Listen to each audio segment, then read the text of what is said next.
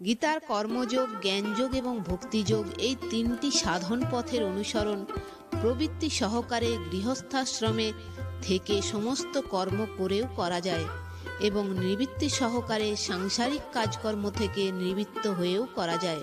যেমন কর্মযোগ, প্রবৃত্তিগত কর্মযোগ, যাতে কর্মফলের ইচ্ছা, কামনা, আসক্তি থাকে না এবং যাতে নিজ কর্তব্য তৎপরতার সঙ্গে পালন করা হয়, তাকেই প্রবৃত্তিগত কর্মযোগ বলা হয়।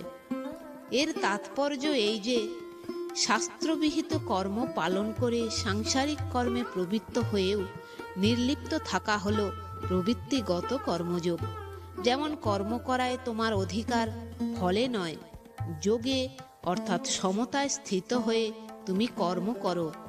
কর্ম আরম্ভ না করলে নিষ্কর্মতার লাভ হয় না এবং কর্ম ত্যাগ করলেও হয় না।